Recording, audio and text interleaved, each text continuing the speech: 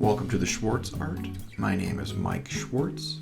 This will be day 8 of Inktober. The prompt word is reckless. When I started thumbnailing and drawing this one, I was trying to figure out a more general concept, maybe them on a rope bridge and one of them accidentally cuts a string, or on a reckless charge into an invincible enemy, and just the thumbnails didn't come out the way I wanted them to, and so I just started to think a little bit more abstractly and maybe take more into account more about the environment that my adventurers would be in. And so I was thinking, what kind of reckless actions have I seen in the role-playing space that I've gamed in as a younger person when I was a kid? What kind of silly, stupid things would we do in our RPG games? And so I decided that I was just going to make a room, and in that room would be all kinds of objects, and our characters are going to be heedlessly grabbing or picking up or engaging with said objects. And so I kind of created a space for each character and made it so that they each kind of had their own thing that they would be picking up in the room that could be potentially a trap. And it's up to the person to decide which one of those things will activate the trap, and how many different things could be going on in the room. And so I have my adventurers heedlessly grabbing, the wizard lizard here in a picture. He's picked up an ancient tome off of a pedestal in the jaws of a giant snake's head with a locked door behind him. What kind of trouble could he get into here? And then our paladin, the first character drawn there, was picking up a chalice connected to a pedestal, and there's a chain underneath it, a little Indiana Jones style. What could that cause? And then we have our thief in the upper corner here that I'm working on, and he's climbed up onto the giant snake's head and yanked out one of the giant gem eyes. And all of these are very big no-no tropes in the adventuring RPG world. You don't steal from the giant idols, and you don't mess with scary books, and you definitely don't just pick up any old object off of any old pedestal. So I went for all three, and I think it definitely communicates the reckless vibe, especially for the coloring book. With that, I was able to build, choosing this type of thing lets me build the whole room out. So I went very snake themed, and I got some baskets with the rattlesnake tails sticking out of them, and I've got teeth poking out everywhere.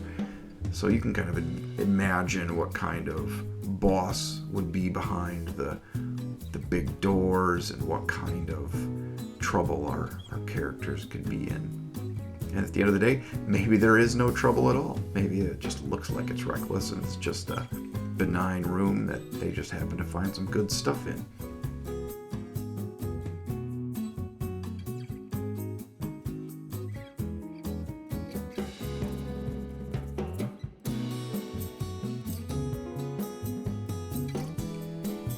I had a lot of fun drawing this one, coming up with the space, putting in I'm working on torches right now, and I'm always trying to find a way to put in something like a glow effect or some kind of something to draw the eye. I mean, these don't have to be regular old torches. They could be red fire, or, as my Acquisition Incorporated fans would know, it could be green flame, which would be hilarious.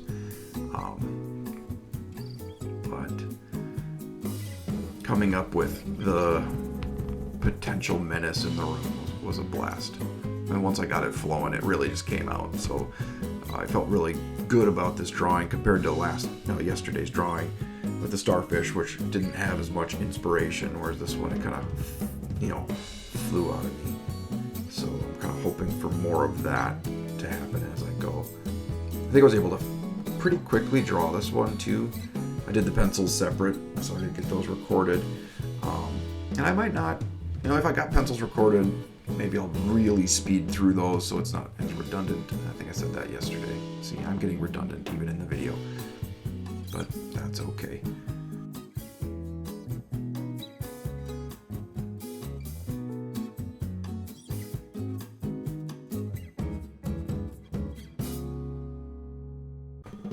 Inktober is about doing art, just doing the artwork. It doesn't matter how fast you're doing it, how slow you're doing it. Any kind of art challenge really is like that, and especially when there's no prize involved. The prize is that you did it. You worked on the stuff and you came up with ideas and were able to express yourself and hone your skill. That's just the idea. That's all there is to it. And even stopping, and I'll go on Instagram and just look through the Inktober artwork and just be absolutely blown away by people's stuff. How did they accomplish that in a day? But then to stop and remember, that is their artwork, that's their expression, and that is there to inspire me to, do what I'm doing, and know that, I'm 7 drawings in on, I don't even know the day, 7 drawings in on this one, and I'm already not getting bored, but already starting to go, I want to draw something more detailed, or I want to draw something more shaded or expressive, more adventure, not adventure-y, but more in what I would call the things that I normally draw, which is, superheroes and robots and stuff like that. So maybe getting back into those, into that vein after I get through kind of this kitty, the simplistic style. I may get to draw some more epic stuff, but I'm gonna stay disciplined in what I'm doing right now, because I know that if I get distracted, I'll be off in Nowheresville, just like I am right now in my ramblings of this video. So thanks for watching this far. You made it 7 minutes. Well done. I hope I've been entertaining enough. And it'd be great if you subscribe to my channel. And it'd be great if you like the video and if you share it with somebody.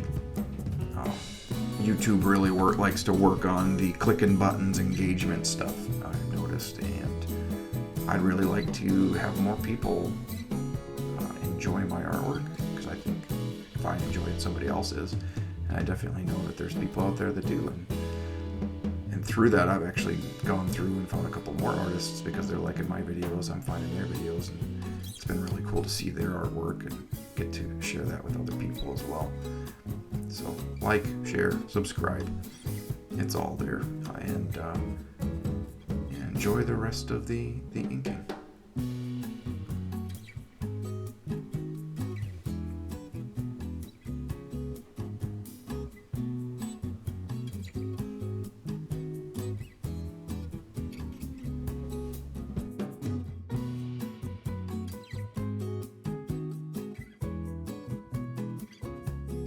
Incoming eraser quake.